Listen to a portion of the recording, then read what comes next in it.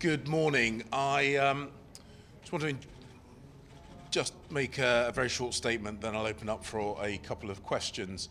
I've just put the United Kingdom's position to the United Nations Security Council, making the point that we are still unconvinced by the remarks from Russia that there is a de-escalation, that we have made it very clear that we are keen to engage in talks and diplomacy, and that if Russia is also serious about de-escalation, that they should engage in that diplomatic track.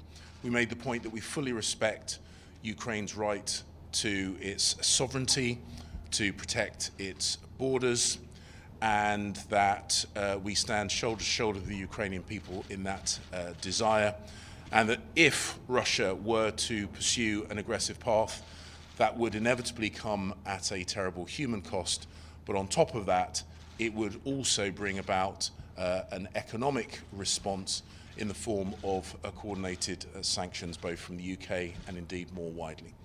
I'm now willing to take a couple of questions before I move on, sir. Yes, Stefano Vaccaro, Voce di New York. The Secretary of State said that would be a war of choice. Russia just gave also a report where he's describing that there was crimes committed in Ukraine. Are you afraid that Russia is trying to prove that this will not be actually a war of choice, about a humanitarian war? We are absolutely clear this would be a war of choice. We feel that it would be a huge strategic error. And we are seeing things that we know are often used as a pretext for conflict. This is straight out of the Kremlin playbook. But we are making it clear that there is no excuse for conflict, that the diplomatic options remain very much open, and that if Russia were serious about de-escalation, that they should engage in those diplomatic talks. Thank you. Susan Tehrani, We On News. The Russians and the Ukrainians have accused the United States and the West of hysteria. And today, Anthony Blinken, the U.S. Secretary of State, made some allegations of some false flag operations by Russia, including the use of maybe chemical weapons even against the Ukrainians. Have you had some intelligence sharing in that regard? And what is your reaction to those allegations? And how serious really are they against the Ukrainians? I mean, targeting a certain segment of the Ukrainian population is very serious. Well, the United Kingdom and the United States of America maintain a very close cooperation on many areas, including the sharing of intelligence.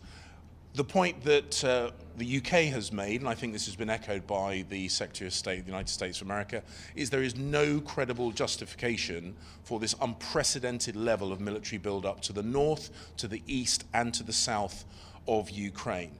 We know that false flag and we know that disinformation are often used as pretext for military invasion by Russia, and we are highlighting to the world that we are watching closely, but we are also saying that Russia should engage in the diplomatic processes to de-escalate the situation. That's what we're seeking to achieve. Sir. Thank you very much. Thank you so much. Majid Ghali, Rudao Media Network. You and your allies, including the United States, are talking about severe measures if Russia attack Ukraine.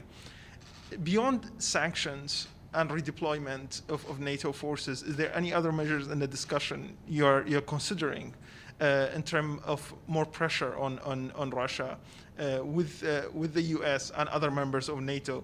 And how in agreement you are with the other members of NATO of reacting to Russia in case of an invasion? Thank you.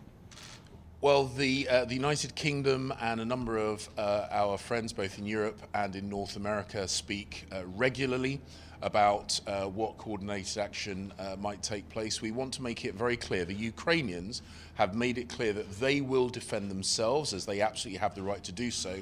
But the international community would, and the UK has made our position absolutely clear, impose sanctions which would bring about a very real economic cost to Russia were they to make further incursions into Ukraine, which, as we have always said, would be a huge strategic mistake. Thanks so much, Mr. Dip. I think, unfortunately, we have to go. Sorry, thank you.